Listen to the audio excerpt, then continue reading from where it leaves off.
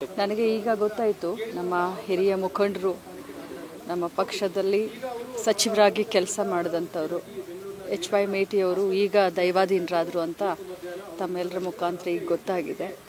ನಾನು ಈ ಒಂದು ಸಂದರ್ಭದಲ್ಲಿ ಅವರ ಕುಟುಂಬದ ವರ್ಗದ ಎಲ್ಲರಿಗೂ ಮತ್ತು ಅವರ ಅಭಿಮಾನಿಗಳಿಗೆ ಆ ಭಗವಂತ ಧೈರ್ಯವನ್ನು ಕೊಡಲಿ ಮತ್ತು ಈ ದುಃಖವನ್ನು ಭರಿಸುವಂಥ ಶಕ್ತಿಯನ್ನು ಕೊಡಲಿ. ಅವರ ಸಂಕಷ್ಟದಲ್ಲಿ ನಾವೆಲ್ಲರೂ ಕೂಡ ಕಾಂಗ್ರೆಸ್ ಪರಿವಾರ ಆಗಿರ್ಬೋದು, ನಾವೆಲ್ಲರೂ ಕೂಡ ಅವರ ಸಂಕಷ್ಟದಲ್ಲಿ ಭಾಗಿಯಾಗಿದ್ದೇವೆ. ಅವರ ಆತ್ಮಕ್ಕೆ ಶಾಂತಿ ಸಿಗಲಿ ಅಂತ ಕೇಳ್ಕೊಳ್ತೀನಿ. ಉತ್ತರ ಕರ್ನಾಟಕ ಭಾಗದಲ್ಲಿ ಒಂದು ದೊಡ್ಡ ಪ್ರಭಾವ ಇತ್ತು, ಸಚಿವರಾದಾಗಲೂ ಸಾಕಷ್ಟು ಕೆಲಸ ಮಾಡಿದ್ರು. ಹಿರಿಯರು, ಅನುಭವಸ್ಥರು, ಕೋಆಪರೇಟಿವ್ ಸಚಿವರಾಗಿದ್ದರು. ಆ ಸಂದರ್ಭದಲ್ಲಿ ನಾನಿನ್ನೂ ಆವಾಗ MLA ಆಗಿರಲಿಲ್ಲ.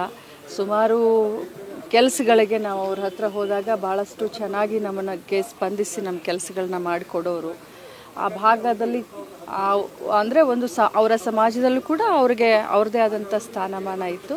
ಮತ್ತು ಉತ್ತರ ಕರ್ನಾಟಕಕ್ಕೆ ನಾವು ಇದನ್ನು ಮಾಡಿದಾಗ ನಮ್ಮ ಭಾಗಗಳಿಗೆ ಏನು ಸಂಕಷ್ಟಗಳಿದ್ದಾವೆ, ಏನು ಜ್ವಲಂತ ಸಮಸ್ಯೆಗಳಿದ್ದಾವೆ, ಅದ್ರ ಬಗ್ಗೆ ಭಾಳಷ್ಟು ಕಾಳಜಿ ಕೂಡ ಇತ್ತು.